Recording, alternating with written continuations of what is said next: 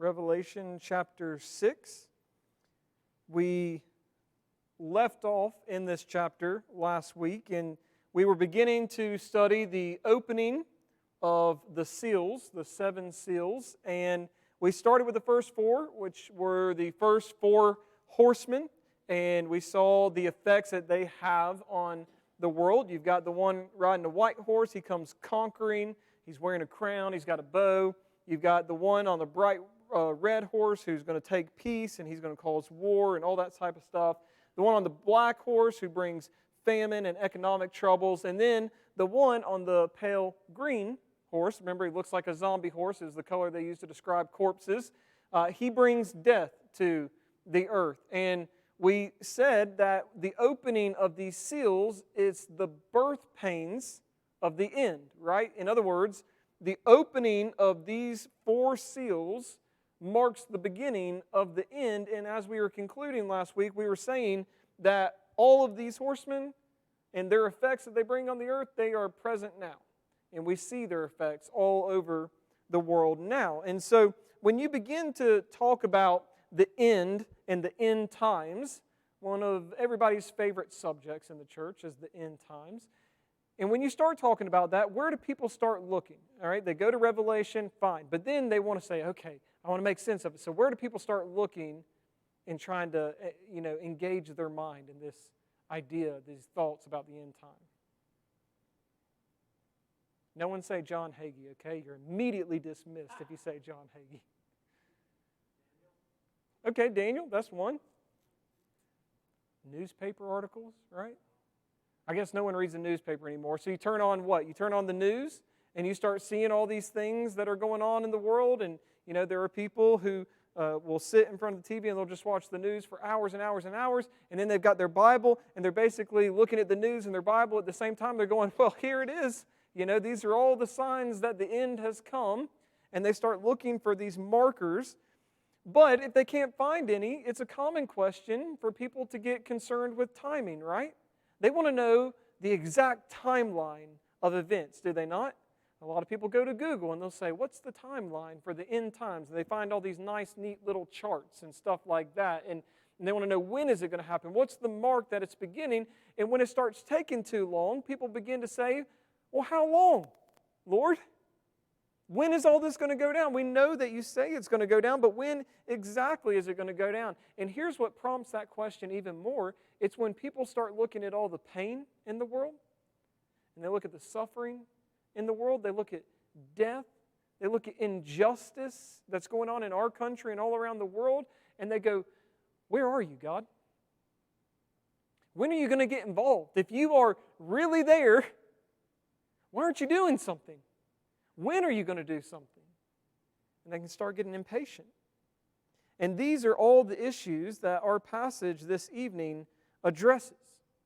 Our passage this evening, it reminds us that God is not an unconcerned, uninterested bystander, but that He has not forgotten His people or His plans, but He is working all things according to His perfect timing. That we don't need to be paying attention to the news, wondering, okay, is this part of the timeline of events? Is this a marker of this? Is this according to this chapter, whatnot? None of that should be our concern. Jesus even told His disciples in Acts chapter 1, when they're like, hey, what's going to be the sign that all this is going to go down? Are you going to restore Israel now? Jesus said, why don't you not worry about that? Don't worry about all the events and how they're going to play out and all that kind of stuff. Why don't you go and spread the gospel? Go and tell everybody about me and about what I'm doing. And that's what Jesus encourages us to do here. He says, yeah, look, here's a bunch of stuff that's going to happen, but you don't need to concern yourself with the timing. You need to focus on the fact that God has a plan, and He's working all things according to His plan, and His plan is good. That when the end does finally come, it'll be a time of vindication for God's people, and it will be a time of judgment on the rest of the world. So we're in this section, like I said, of the seven seals. The first four were the horsemen, but they are part of the seven seals. But this isn't the only series of seven in Revelation, is it? Anybody know of any other sevens in Revelation? 7 churches? Okay, yeah, that's one. Anybody else sevens in Revelation? Blessing. I don't know, maybe. Yeah, occurrences is the word, blessing. I didn't know if you were following something. Gene, help us out here. Okay, well, give me the two that you're thinking of right now. Okay, Gene, deferring the answer. I know he knows this, but we also have 7 trumpets. Yeah, sound familiar? 7 bowls of judgment or God's wrath. And actually, all of these happen one right after the other, right? You get the 7 seals, then you get the 7 trumpets, and there's a little interlude there, and then you get the 7 bowls of God's wrath. And one common thing, when people are reading Revelation, how do you read a book? This one's really easy. Easiest question I'll ask all night. How do you read a book? Usually front to back, right? And as you read it, what happens? The story progresses. And that's how people read Revelation. They start at the beginning, they go, okay, I'm going to read it all the way through to the end, and this is just a nice, neat little story that's just progressing all the way through. My question is that how Revelation works, though?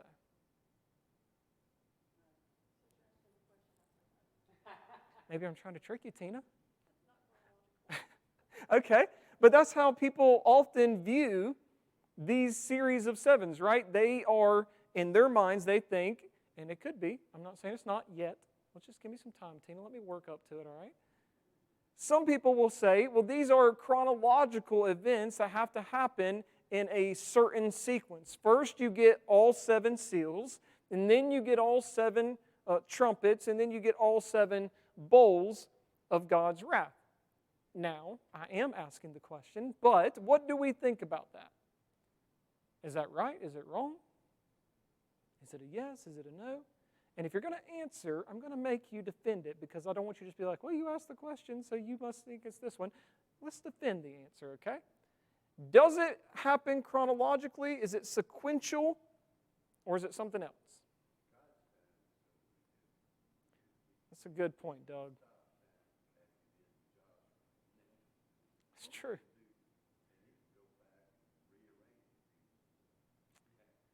God's timing is something completely different, right?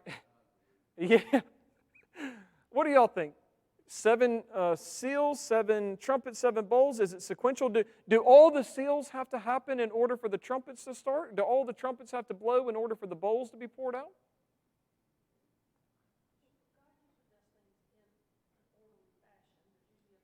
Okay. Yes, that's right.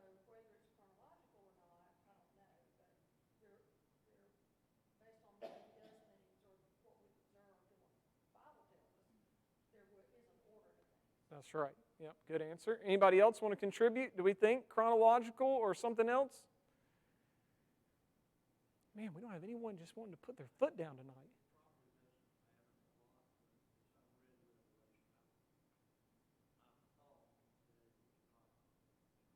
All right. See, here's a man who's willing to put his foot down. Doesn't matter. If he thinks he's right or wrong, he says, this is what I think. All right? Anybody else want to agree or disagree with our resident theologian and end times expert, Gene McKinney? Dr. Gene McKinney. Yeah, I tend to agree with that. Okay.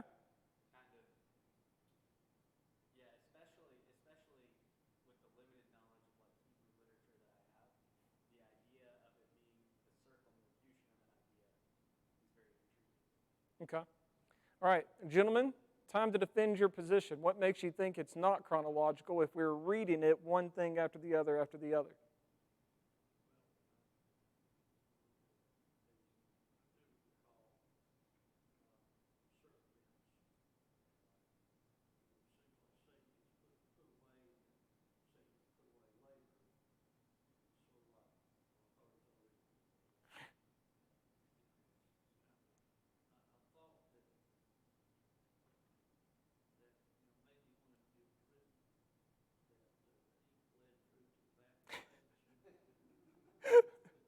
You turn the page, it's like, oh, it's this again. Yeah.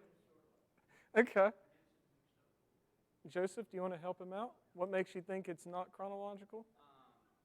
I guess just, yeah, kind of echoing that. It doesn't. Ink bleeding through the paper.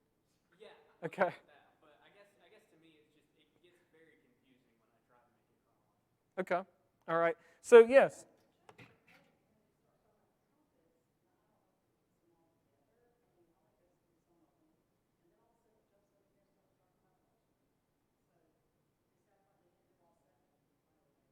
Okay.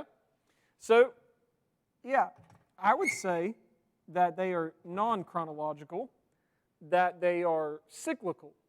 In other words, these are things that are going to continue to happen until the end. And as Tina pointed out, God is a God of order. And so there is an order, there's a pattern to things. And you can recognize this pattern with the seals, the trumpets, and the bowls. For instance, the first 5 of whatever it is, the first 5 seals, first 5 trumpets or bowls, they are always things that are going to happen within human history. All right? These are all things that happen throughout human history. But then, interestingly enough, when you get to the 6th one, the 6th thing, whatever it is, one of these, it always marks the end of human history. That is when everything comes crashing down and the earth starts melting away and things are falling from heaven and all this kind of stuff, very apocalyptic type stuff. It's the signal, this is the end. We're wrapping this thing up.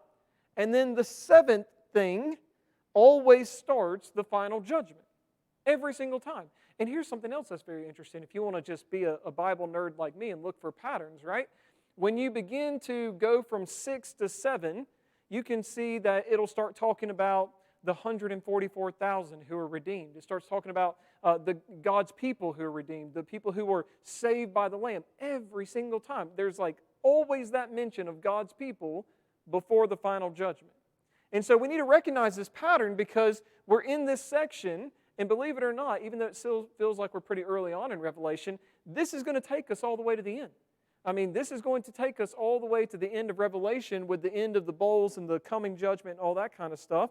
But let's dive in a little bit and try to at least show, so we can get an idea, that things are not sequential or chronological as many believe that they are. It's fairly easy to prove. For instance, when the angel blows the 3rd trumpet, Mazan, if you could put Revelation 8:10 on the screen. So if you want to write down the reference, Revelation 8:10, when the angel blows the 3rd trumpet, a star falls from heaven and it poisons all rivers. Okay? Trumpet blows, star falls from heaven. Do what? Yeah, poisons the rivers, right? So then, when you look at Revelation 6:13, Mazan, if you could put that reference on there. The 6th seal is open, which we're going to maybe cover tonight, probably not cover tonight, next week. But when the 6th seal is open, all the stars fall from the sky. Now, why would that matter? If the seals are open first and they come before the trumpets, and the 6th seal says all stars fall from the sky, and then you come over here and the 3rd trumpet is blown, what happened? Do you remember? Something fell from the sky and poisoned rivers. A star, right? Well, if all the stars have already fallen, then how is there a star still left to fall and poison the rivers? Doesn't make a lot of sense. Not only that, another reference, Mazan 8:7, when the 1st trumpet is blown, the Bible says that the green grass, all the green grass is burned up. But then, when the 5th trumpet is blown, in Revelation 9:4, the Bible specifically says that the locusts do not harm the grass. Well, why would you say that if there's no grass to harm in the first place? If all the grass is already gone, you could just say locusts came. The fact that you have to mention that the locusts are not going to harm the grass implies what? That there is grass to be harmed. And so therefore you can see that as we study Revelation, and remember, it's going to take us from here, chapter 6, all the way to chapter 19 and 20, these things that people think happen chronologically, and they're looking in the news and the newspapers and everything for and say, okay, that's a sign of the times, that's this, that's this, that's that. That means we must be pretty close to the end of Revelation, when in reality, these things happen all the time. They are cyclical. You see these patterns going on and on and on, and these events and things happening all throughout human history. Now you might be thinking, well, Pastor, I don't remember a star falling from the sky and poisoning a third of the rivers. How about you explain that? And to that I say, We'll get there in a couple weeks, probably. Might be a month or so. I don't know. Our timing is real weird. It took us 2 years to get through Genesis. But the point is, we can't explain that. We will explain that when we get there. But I just want you to understand that when we are studying these and we're going through these there's a pattern here. It's cyclical. And the way that you can understand these best is not that these are necessarily separate things that are happening and they're all sorts of just not related at all. But a better way to understand these is that they are all describing the same events from a different perspective. Right, that's how the gospel writers write too, right? People will look at Matthew, Mark, Luke, and John, and they'll say, Matthew said this, but Mark said this. What's going on here? Like we just talked about Jesus freeing the men of demons, right? And Matthew says there were 2, and Mark says there's 1. And people go, well, there's a contradiction right there. Well, no, it's not a contradiction. Mark just focuses on 1. Matthew focuses on 2. Not a big deal at all, There's not a contradiction there. It's just their focus is different. You look at the same thing all throughout. Matthew, he orders his gospel thematically. He always has, hey, here's this big idea that Jesus was teaching on, and oh, by the way, here are some things that he did that demonstrated that big idea. Luke was a medical doctor and a historian. That man is as black and white as it gets. Everything is chronological and sequential, and this is the order that it definitely happened in because I'm Luke and I recorded it and I'm a historian. There you go. But are they recording different events? No. They're just recording the same events from different perspectives. Or another way to think about it, let's say that I was leaving here tonight and I pull out in the road and I get in a terrible car accident. And all of you are on the stairs and you witness it happen. Cops arrive on scene and they say, what happened? You're going to tell them what you saw. Alex pulled out of here. Something went down. He hit a car hit him. Big explosion. It rolled, blah, blah, blah, blah, blah. But if he asked me to explain it, I'm going to have a different perspective. Or am I not? You're going to have a general one outside looking in. You can maybe take in more of the scene. Maybe I never even saw the car coming. I was saying, I don't know. I was driving 1 second. Next second, I'm upside down, and you guys are asking me what happened. I have no idea. It was a bloody mess in here. And outside, you might say, well, I didn't see any blood, but it looked pretty bad. So all of these things are describing the same event, but from different perspectives. And that's what we need to understand. So all of these, the seals, the trumpets, and the bowls, they go together, and they are describing similar events or same events, but with different perspectives. I like the way that one theologian was describing this when he was talking about the seals and the trumpets and the bowls, how they work together. He said, the theme of the 7 seals is God's restraint of judgment for the sake of the church. The 7 trumpets, they announce the victory of God's judgment over the world. And the 7 bowls depict the wrath of God's judgment upon the unbelieving world. And so we need to keep that in mind as we go through this passage and as we continue our study of Revelation so that we don't get confused and think that something hasn't happened yet or this or that. They work together. All right, so we're only going to get to the 5th seal tonight. Look with me, verses 9 through 10. With all that in mind, understanding that there's a pattern here and things 1 through 5 happen in human history, this is what we read. When he opened the 5th seal, I saw under the altar the souls of those who had been slain for the word of God and for the witness that they had borne. They cried out with a loud voice, O sovereign Lord, holy and true, how long before you will judge and avenge our blood on those who dwell on the earth? Now, something interesting for you to know, all throughout the Bible there are 2 altars. Anybody know what those 2 altars are? Bible quiz of the night. The altar of burnt offerings. Very good. Heard it some up here in the front. Yeah. And the altar of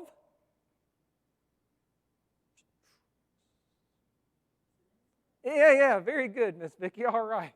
You couldn't get that? That was okay. The altar of burnt offering and the altar of incense. But throughout Revelation, there's only one altar. And it's interesting because they kind of combined the themes of sacrifice and prayer together. And so you see that here at this altar, and you see that there's some people who are under the altar and they're crying out to God. Is there anything weird about this? Anything strange? Anything that sticks out to you when you see these people in whatever kind of situation they're in? They're under the altar? Okay, the whole thing is strange. Welcome to the book of Revelation.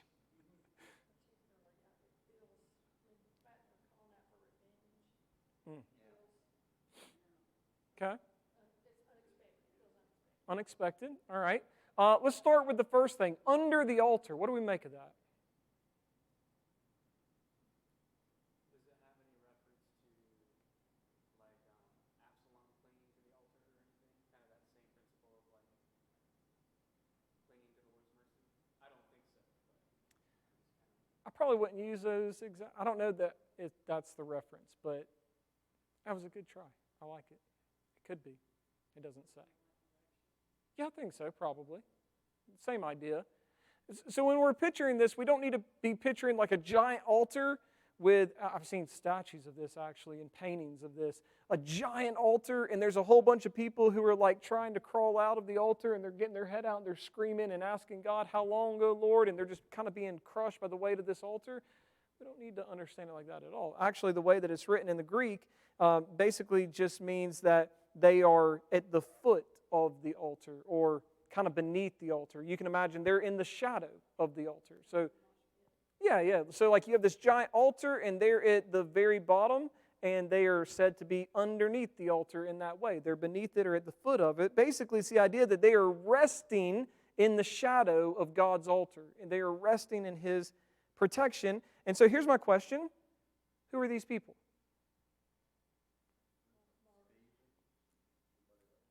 You said Stephen, martyrs. All in agreement, martyrs? Very interesting question, Tina. Are they part of the 144,000?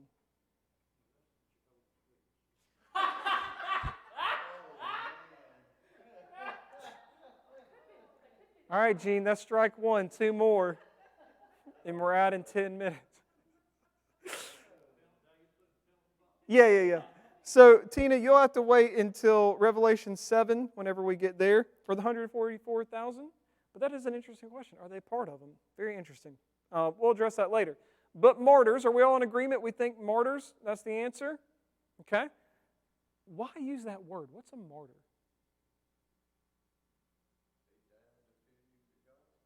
Died defending the gospel.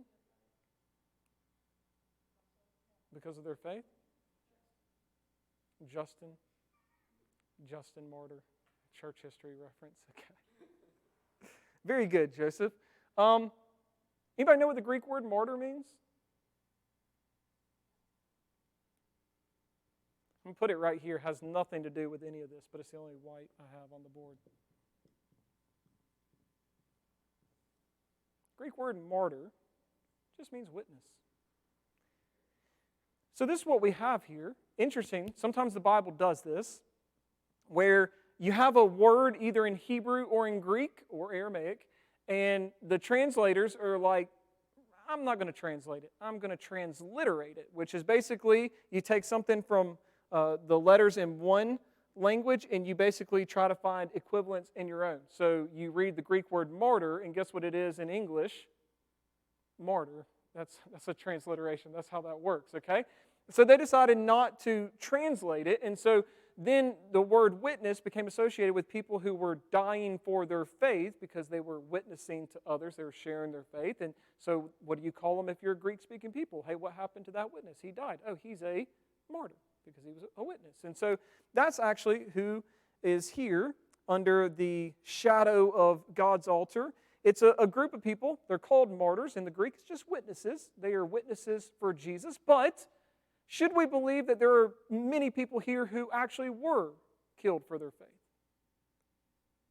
Yeah, absolutely. I mean, they're going to go on and actually say that some of them did, in fact, die for their faith. They were killed for their faith. But I think it's more appropriate to understand this group under the altar as being representative of all Christians who are persecuted for their faith. They are all witnesses for Jesus. They have borne witness to Jesus and to His gospel. I mean, Jesus in Matthew 24 said that all believers would be persecuted for their commitment to the church. We talked about this last week, that Christians are the single most persecuted group throughout all of human history, or at least for the past 2,000 years, we have been the single most persecuted group on earth. There have been more Christian martyrs in the 20th century than in the previous 19 centuries combined. And so Jesus' words, of course, ring true, that all Christians are persecuted to some degree for their faith. They will bear persecution for their faith. They will suffer persecution. In other words, what Jesus is saying here, you have a picture of the church, and He says it is a persecuted church. The church always has been and always will be. There are people who like to imagine this golden age where Christians in the church will never be persecuted, and that's just not going to happen. Christians are never going to reach this state where there's no longer persecution, there's no longer suffering. They're always going to be a persecuted people. And so like Tina said, it's interesting. Notice what they're saying. They say, "O sovereign Lord, holy and true, how long before you will judge and avenge our blood on those who dwell on the earth?" Now, the reference, those who dwell on the earth in Revelation, is just referring to who? Evildoers, the wicked on the earth. So this isn't referring to all humanity without discrimination. This is the evildoers who are on earth, the wicked, those who are unbelievers, who have rejected Jesus and His gospel. And these Christians are wondering, how long? And that's interesting, is it not? I mean, because when we think about a Christian in heaven, we don't think about this kind of thing, do we? We always think about this blissful state that they're in. We always think about them just, running down streets of gold and crystal seas and all this kind of stuff. And you never think about the multiple times in the Bible where we read about people like this who were crying out, saying, "Oh Lord, how long until you avenge us?" Or you never think about people in heaven wanting anything, right? But doesn't the Bible say that we will be longing with anticipation for the resurrection and our resurrection bodies? And so there is some sort of longing still in heaven. And you see these human characteristics coming out. And Jesus, they're asking Him how long, because they've given their lives for Him. Whether they were killed literally for their faith, whether it's a figurative, "Lord, I was your witness, and yet I still suffered death on the earth and it's full of wickedness. So why are the wicked prospering and the righteous are suffering? How long until you do something about it?" And don't we encounter people who ask that same question today? I mean, I've encountered people who have claimed to be Christians, and something terrible happens in their life. I mean, horrible. And they say, "Well, if God was so good, where was He in that situation?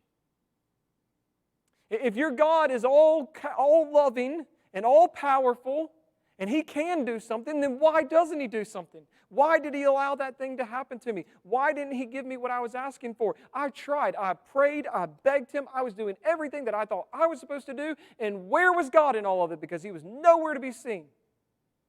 Do we not still see people asking this question today? Where are you, God?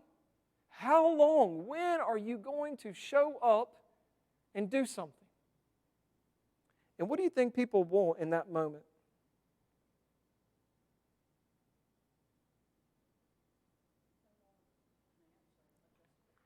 Yeah, that's right. They want an answer. When they are begging God, "Where were you? How long? When is this all going to come to an end? When are you going to do something?" They want an answer. Have you ever noticed something about God's answers? They're usually not the thing we were hoping to hear, right? And you see that all throughout the Bible. You see it especially in the Gospels with Jesus, when they're asking Jesus about something. I mean, just think about His time with Pilate and everything. And Pilate's like, "All right, look, I can let you off the hook, okay? You just got to come clean. Are you the King of the Jews?" And what does Jesus say? "You say I am." Pilate's like pleaded with him. He's like, "I can get you off. You don't have to go to the cross. Just tell me, are you the King of the Jews? What's truth?" And Jesus is just silent.